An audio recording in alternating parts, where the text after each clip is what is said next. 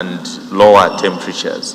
So meaning that as humidity levels start increasing in the rain season and temperatures start lowering, we are going to see this surge. So around January, February, we expect to see an increase in numbers of new cases as well as even serious illnesses. There are a number of variants that are still circulating, and so those people who are not vaccinated, they will actually be more susceptible to having severe disease. There's discussion of the Delta variant having further mutations, and it's been called Delta Plus. So can you imagine there's a plus there? So meaning that what we had June, July may actually not be, or may actually be worse what we are going to have than what we had. So it's very important that we take there's just a small blip in terms of rise, because I mentioned that the deaths are always lagging behind the new cases. So as these new cases accumulate, we are going to see this increase here. Of course, it may not be as big as the number of new infections because of the global vaccination picture. And I'll show you and give you an update where we are in terms of global vaccination coverage. So you can see again in terms of country data, US is in Europe and also in Asia. You can see Russia here is one of the countries reporting in excess of 1,000 deaths over a single day. And this is very significant. And the proportion of people that are getting these serious infections and deaths are people who are not vaccinated. When you look at Africa here, you see the number of new cases, the numbers of deaths. It's relatively very, very low compared to global numbers. And you can see this is where we are in Zambia. We are reporting very, very small positivity and just a few deaths in a week. So this is where we are in Zambia, and I think the key thing I want to highlight is the number of vaccinations. Of course, since the relaunch, we have seen a slight increase in 4%, translating to almost 7% of the eligible population.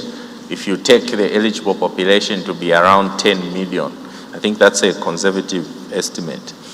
Again, I don't think our population is at 18 million. We must be, really take those conservative estimates.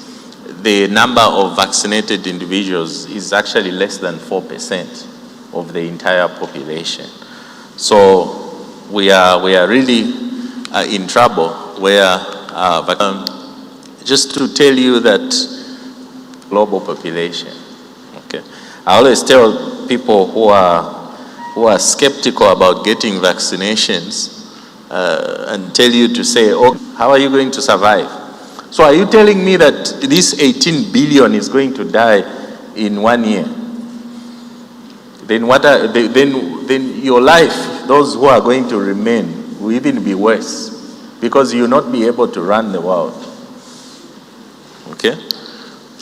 So you can see these are the people that have been vaccinated. These have received at least a dose, at least 2 doses, and you can see here this small group is people who have actually received an additional dose. And when you look at the countries, this is the key. The darker you are beyond 80%. Now you see, scientists have actually calculated that you need about 85 to 95% vaccination coverage for you to achieve herd immunity. So herd immunity is the combined, you see the way infectious diseases work is that it's not enough to have one person vaccinated. you want everyone around you to be vaccinated. In fact, for instance, if you are not vaccinated, and then everyone around you who are your primary contacts are vaccinated, you are as good as being vaccinated. That's what herd immunity means. So it actually means that we need to vaccinate about 85 to 95% of the population. So meaning that the whole world should be in this dark blue. So now look at the countries. I'll start from this side. So you see like US, Canada, actually Canada there, you see, portions of Europe, portions of the Middle East, portions of South America, portions of, the Australian, Asia Pacific, they are here, okay? Look at Africa. We are actually here, okay? And West, look at Central Africa here, like Congo, Central Africa, Sudan, and here. They are actually here, below 0 or below 1. So meaning that if we don't watch vaccination,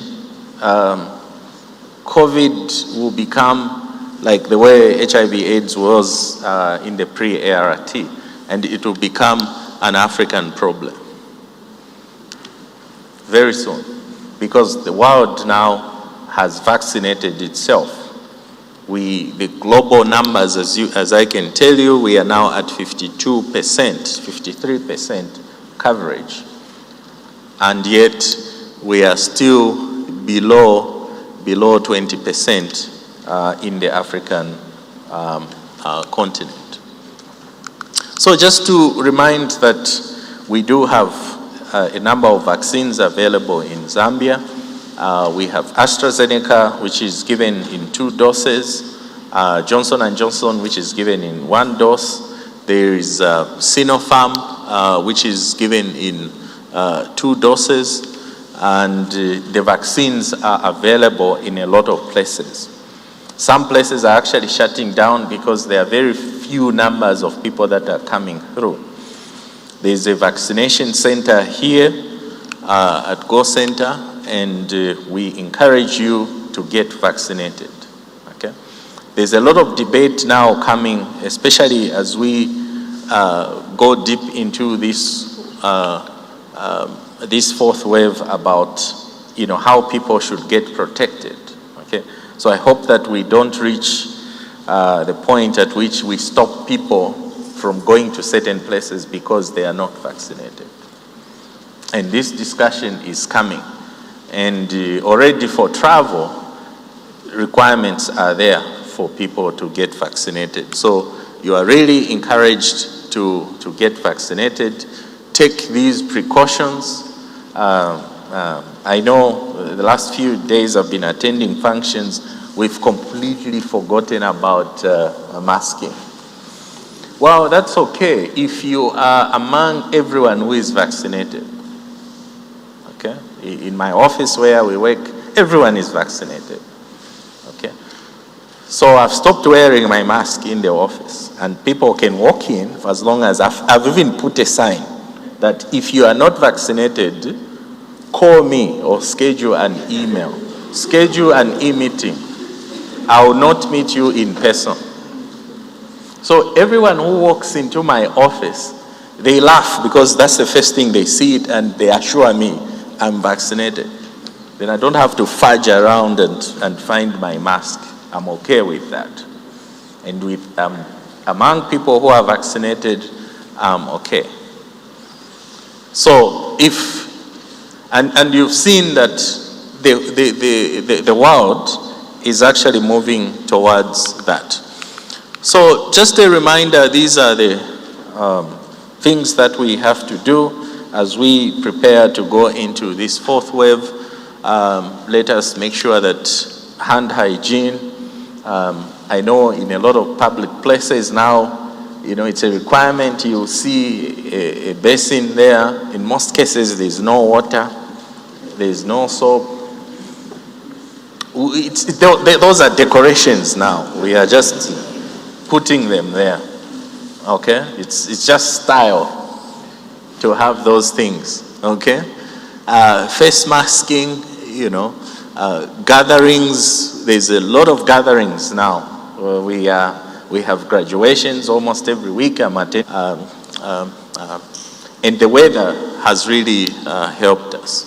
So let us get vaccinated and let us seek care for any kind of respiratory illnesses. You have a cough, you have any difficulties in breathing, you have a flu. All those things need to be checked. Testing is still available, and let's make sure we get safe. Let's protect vulnerable people in our population, and we can only do this through vaccination. Thank you very much.